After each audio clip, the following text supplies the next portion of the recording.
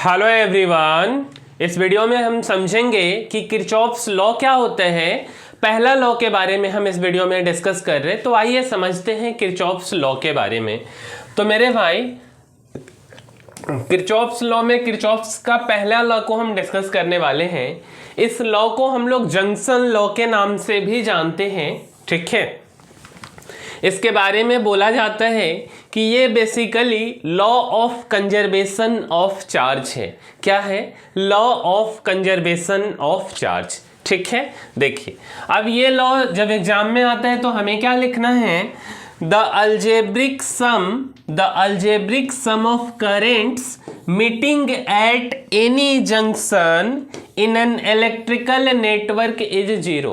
क्या बोला हमने मेरे भाई? तो हमने बोला कि the algebraic sum of current, मतलब ना जो करेंट अलग अलग दिशाओं से एक जंक्शन पे आ रही है उनका सम, ठीक है। इसी का मतलब हुआ the algebraic sum of currents meeting at any junction in an electrical network is zero. Clear है ये बात? अच्छा, अब देखिए, इसी बात को हम एक फिगर के माध्यम से समझते हैं। जैसे लेटर सपोज कर लो मेरे भाई, ये वाली पॉइंट है जंक्शन, और इस जंक्शन पे इस दिशा से I1 करेंट आ रहा है, इस दिशा से I2 करेंट आ रहा है, और इस दिशा से I3 करेंट आ रहा है, और यहाँ से जो है I4 करेंट बाहर की तरफ निकल रहा है, और यहां से I5 करंट बाहर से निकल रहा है। जे क्या है? तो जंक्शन है इलेक्ट्रिक सर्किट का, ठीक है। तो क्या बोला जाता है कि I1 प्लस में I2 प्लस में I3 equal to I4 plus में I5, ठीक है। मतलब क्या हुआ कि जो करंट इन कर रहा है, अंदर की तरफ आ रहा है, बराबर है जो करंट बाहर की तरफ जा रहा है। क्लियर है? इसीलिए हमने लिखा current inside equal to current outside, ठीक है।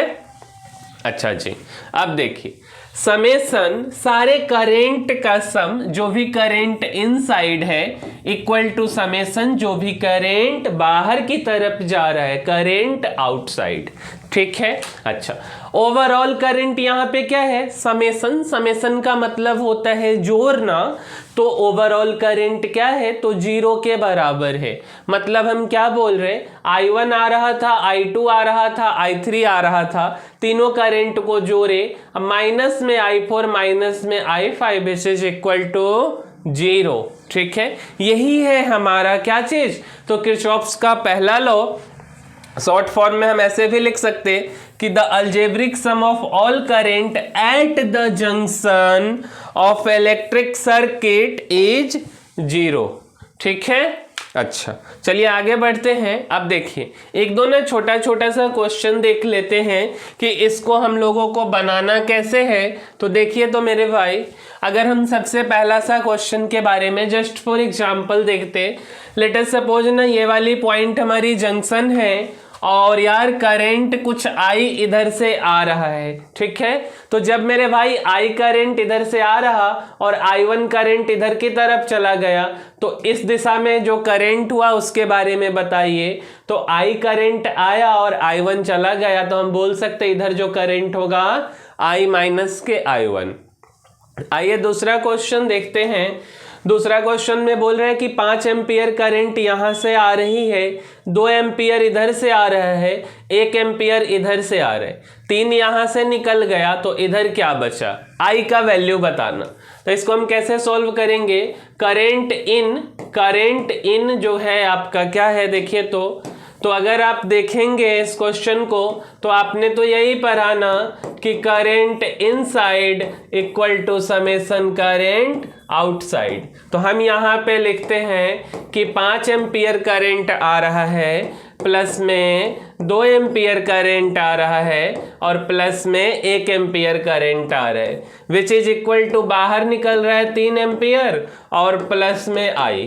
तो ये कितना हो गया? 8 एम्पियर, ये जो 3 एम्पियर है, और यहाँ पे प्लस में I। तो I इक्वल टू कितना हो गया? तो 8 में से 3 गया तो कितना हो गया? 5 एम्पियर। तो मेरे भाई I का वैल्यू कितना होगा? तो I का वैल्यू 5 एम्पियर करंट हो जाएगा। क्लियर है? आइए आगे बढ़ते हैं। देखिए तो अगला हमारा तीसरा नंबर क्वेश्चन है, और तीसरा नंबर क्वेश्चन में क्या है कि भैया 2 एम्पियर करंट इधर से आ रहा है, 5 एम्पियर यहाँ से आ रहा है, ये जंक्शन तो 5 2 7, तो I1 का वैल्यू बता दीजिए। सीधा लिख देते 7 एम्पियर।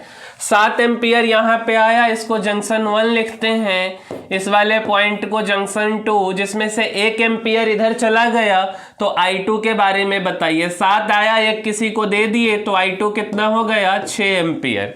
इस पॉइंट को हम जंक्शन 3 लिख देते हैं। 6 एम्पियर करंट इधर से आ रहा है, 6 इधर से मीन्स 12 में से 2 इधर चला गया, तो I3 का वैल्यू बताइए। तो I3 कितना हो गया मेरे भाई? 10 एम्पियर। तो क्वेश्चन पूछ रहा था आपसे कि I1 का वैल्यू आप बता दो, तो I1 का वैल्यू आपका कितना आ गया था? तो 7 एम्पियर। I2 के बारे में आपसे पूछा गया 6 एम्पियर। I3 के बारे में आपसे पूछा गया 10 एम्पियर। क्लियर है ये बात? एक दो और क्वेश्चन करते हैं। लेट अस सपोज ये फिगर को आप देखो, यहाँ से 3 एम्पियर करंट आ रही है, 2 एम्पियर इधर चला गया, तो I1 के बारे में आप बता दो। 3 आया, 2 इधर चला गया, तो I1 कितना बचा? तो I1 1 एम्पियर बच गया। क्लियर है ये बात? अब देखिए इसके बाद ये जो 2 एम्पियर इधर आया और 5 एम्पियर यहां से गया, मीन्स I2 कितना हो गया? तो 7 एम्पियर। ठीक है, 7 एम्पियर इधर से और 1 एम्पियर इधर से, तो I3 कितना हो गया? 8 एम्पियर। तो आपसे क्वेश्चन में क्या पूछ रहा था? I1 बताने के लिए, तो I1 1 एम्पियर हो गया। I2 कितना हो गया भैया? तो I2 7 एम्पियर, और I3 कितना हो गया? तो I3 8 एम्पियर।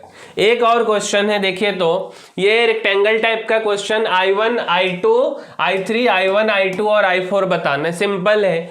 5 एम्पियर करंट इधर से आ रहा है, यहाँ पे जंक्शन J1 बोलते, इधर की तरफ 3 एम्पियर चला जाता, तो I1 कितना बचेगा? 2 एम्पियर। ठीक है, इसको हम जंक्शन J2 बोल देते। 2 इधर से आया, 1 इधर से आया, मीन्स 3 एम्पियर। तो I3 कितना हो गया? 3 एम्पियर। 3 एम्पियर में से 2 एम्पियर इधर चला गया, इस पॉइंट को हम जंक्शन J3 बोलते, तो I3 कितना हो गया? 1 एम्पियर। ठीक है, इधर से 1 एम्पियर और इधर से 3 एम्पियर, इसको हम जंक्शन J4 बोलते, तो 3 और 1 4 एम्पियर। तो I4 I3 आपका कितना है? तो I3 है 1 एम्पियर। I1 कितना है भैया? तो I1 है 2 एम्पियर, और I2 कितना है? तो I2 है 3 एम्पियर, और I4 कितना है? तो 4 एम्पियर। एक बार चेक कर लीजिए। I1 2, ठीक है, I1 2, I2 कितना है? 3, इसके बाद I3 कितना है? तो I3 है 1, और I4 कितना है? तो 4 एम्पियर। ठीक है, तो मेरे भाई यही है आपका किरचॉफ्स का पहला लॉ। तो इस वीडियो में इतना ही, मिलते हैं अगले वीडियो में, तब तक के लिए धन्यवाद।